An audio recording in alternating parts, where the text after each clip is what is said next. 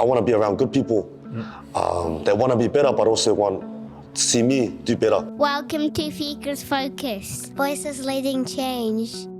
All right, I'm here with the man Few, Byron Boxing, and so a little bit of background.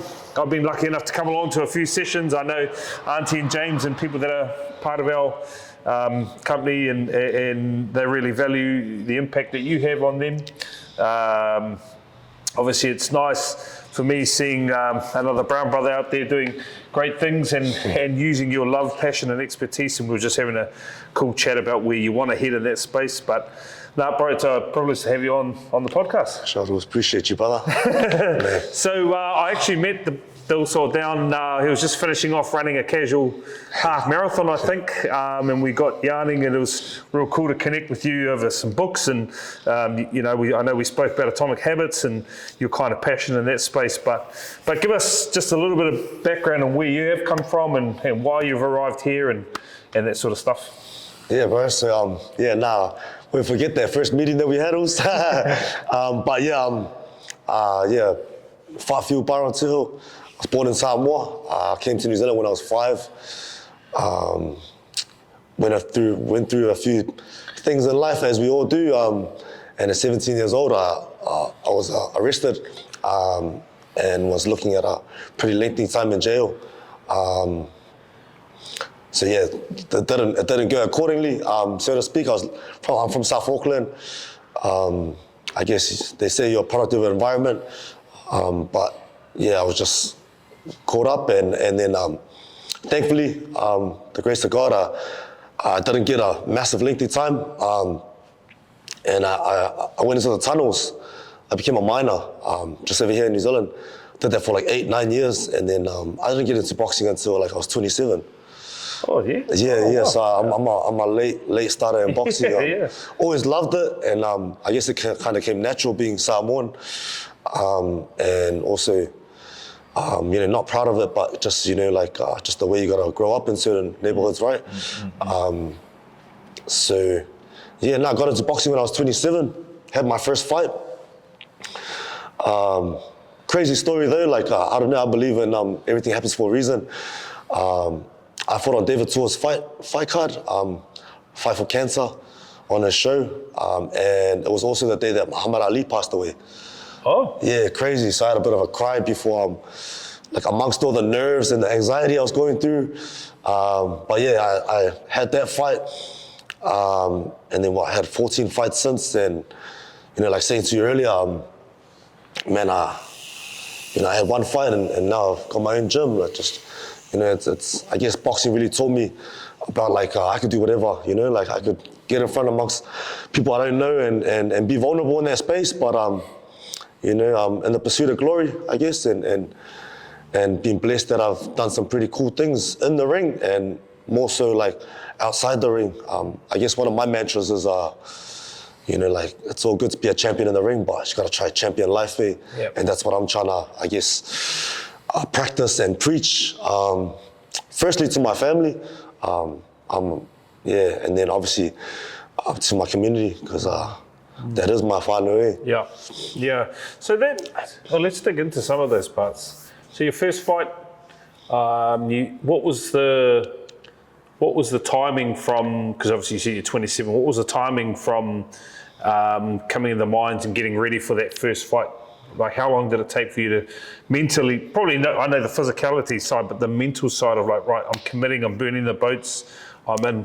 What was that like as a process and timing? Yeah, again, bro, it's pretty crazy. Yeah? Hence, I'd always say, boxing, I didn't find boxing found me. Yeah.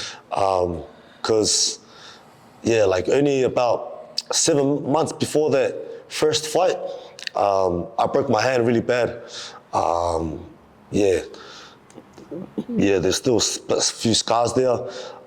Did my wrist as well. And I hadn't even had my first fight. I was just kind of practicing, with the boys. Yep. And then, I remember coming to after surgery. I had to have emergency surgery. And the first thing I wanted to know is oh man, can I still box? And they're like, man, you'll never punch again, let alone box, So I was obviously quite distraught about that because I hadn't even started yet. I was like, another bump in the road. Like, I've already, as we all do, we have our inner trials and tribulations, but this was like another bump in the road for me. And, the old me would have just been like, stuff it, man, I'll just go back and be my old self. But I guess maturity and I don't know, probably just having my family support, I just wanted something different. So they gave me the rehab, and the rehab wasn't to get back in the ring. The rehab was to return to work. So I did my own rehab. Yep. And then I started hitting the bag, wrapped up twice, hit it softly. And then, I found myself a coach who just believed in me. Didn't learn too many skills or whatever. He just knew I had the dog in me, and I just wanted to fight. And then, November 25th, 2015, I broke my hand. And then, the next year in June, beginning of June, I had my first fight. And 6 months in from... Yeah, but from something that... Wait, from surgery to getting in the ring? Yeah. Totally. Oh, wow. Yeah. Oh, wow, that's actually amazing. Yeah, that's like doing your knee and then going back and playing footy. Far out. Oh, wow. So who was that coach? Eric Fumaono. Bit of a legend in his own right. Boxer, kickboxer, just all-around legend there, and he's just my usoe, just a fellow Samoan, and I guess that was sort of my role models. I was just looking up to dudes that look like me from where I'm from. David Tua was always an idol of mine, and then crazy that my coach trained with David Tua.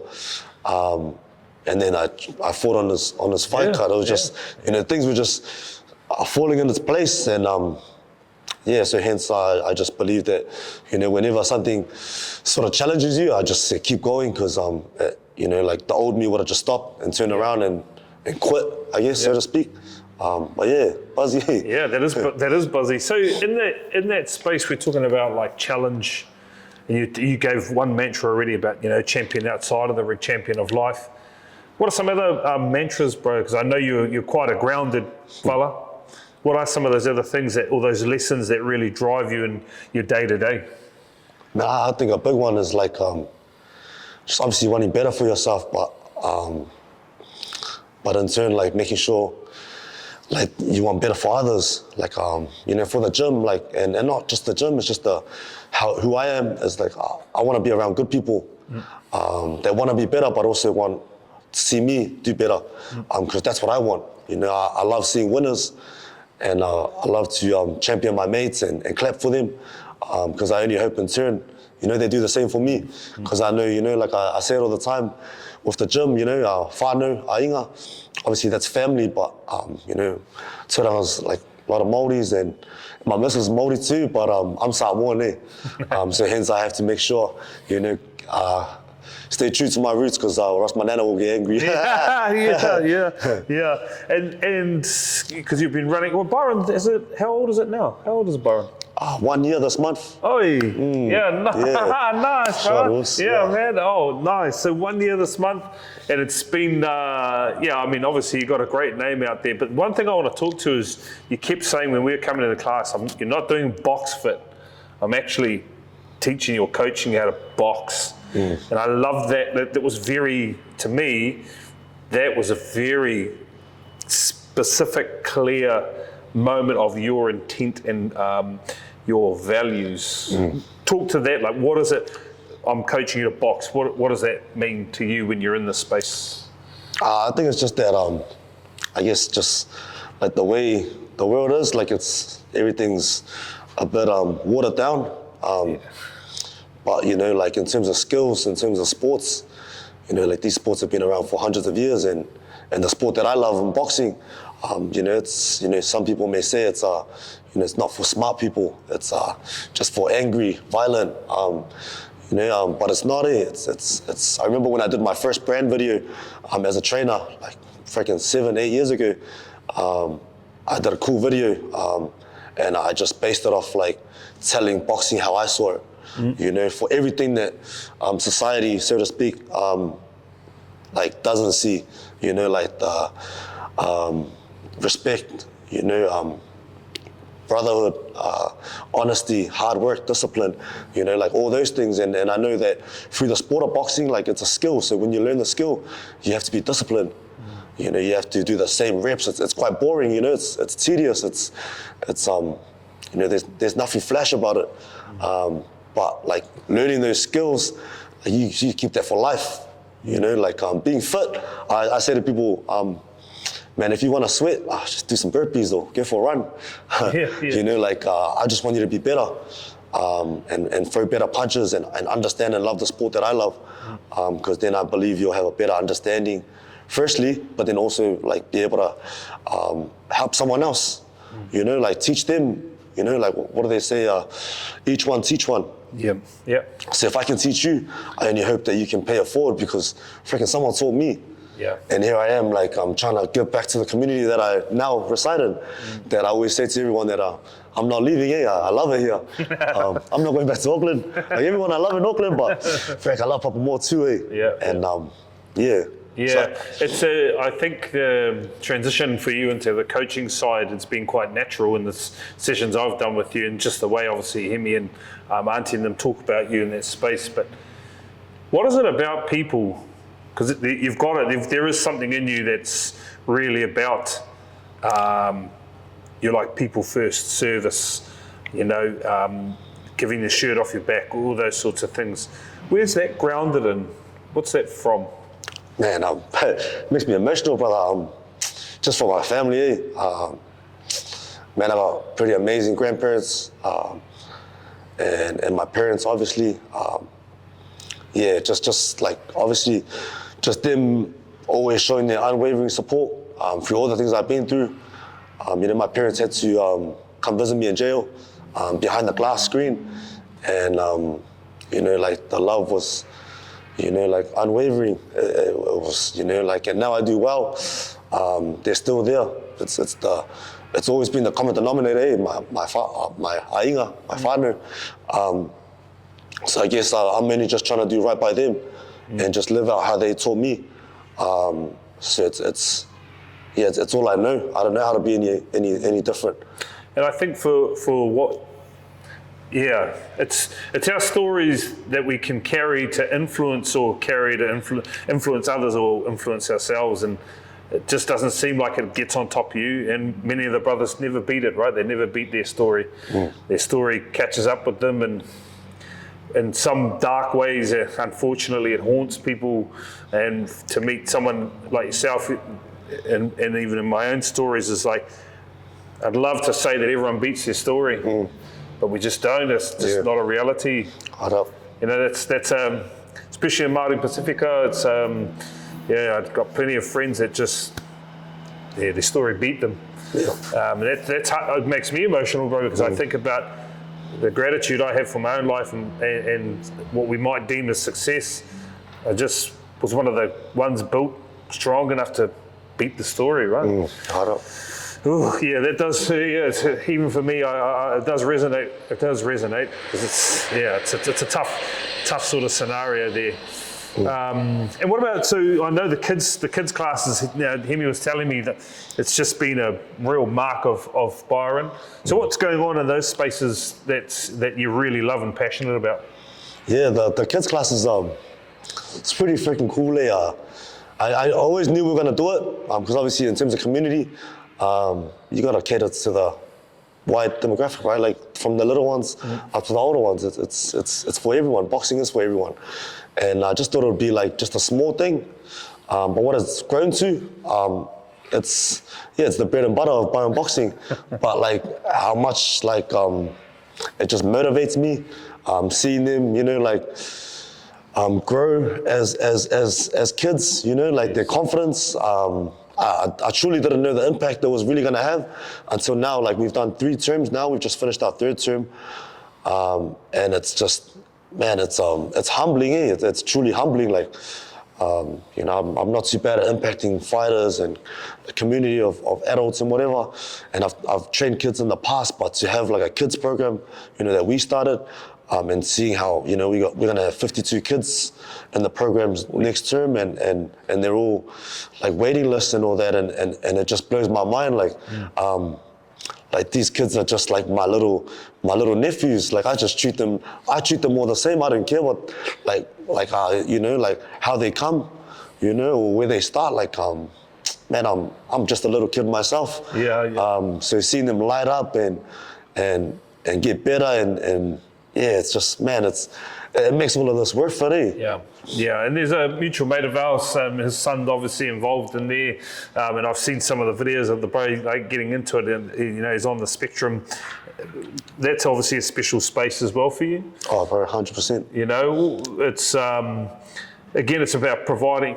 What I can hear in your stories, you've had people step in, like your grandparents, your parents, obviously your coach Eric, step in. And crazily, it always seems like it's just at the right time, right?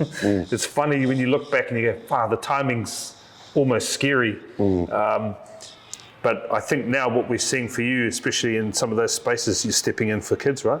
Oh man, I really hope so, bro. I really hope so. I guess that's the whole part of it, eh? Like you say, like people stepped in for me. Yeah. So you know, here's me trying to step in for others. Because man, it saved my life. And it's, you know, it's changed my life to this point, you know, like I never once in a million years thought I'd be able to open a gym or even had the idea of like business. Wow, nah, not someone like me. Yeah, I get that. You know, yeah, like, and now it excites me, you know, like I didn't know I was creative. I didn't know I was like, yeah, I just didn't know I am who I am now. I didn't allow myself to be, I guess I just, yeah, but yeah, with everything in the gym, like it's one of the big reasons why I wanted to do the gym, and I was always going to do it anyway, was just growth. Yeah. Like I didn't have all the education, I didn't have the degrees, but I'm not afraid to fail. Yeah. And I'm willing to give things a go. You know, like you know, I've only started running like half marathons up until like 3 years ago. Yeah. And it's just another one of those things. Like I just don't know if I can do anything unless I do it. Yes. You know, I jumped in the ring for the first time, and I didn't know how it was going to go. I knew how I wanted it to go, but I never knew it would bring it to this point. Yeah. You know, and I know that if I continue to do the same idea with anything else I do in my life, then, you know, obviously I'll be in another position going, I can't believe it. I'm sitting with the bro in front of my gym, apparently. This is crazy. But yeah, so yeah, it's just those, I don't mind giving things a go, and if I gotta be the person to show my own family, firstly, that they can too, then you know, I'll freaking be that person. You know, I think one of the most humbling things for me, and the biggest event that I've celebrated in my life, because I'm not much of a birthday person, never had a 21st, never had a 30th, I just don't do those stuff, was having the opening of the gym. Yep. And yeah, my whole family came and celebrated that, and makes me cry, bro. Because these little kids, like my nieces and nephews, my cousins, you know, no one in our families had a business. You know, so just hopefully they can see what I'm doing and can inspire them to do, you know, like do something themselves, you know, because if I started off pretty bad and came out like this, man, they can get way further than me, and I'll be right there like clapping them on there.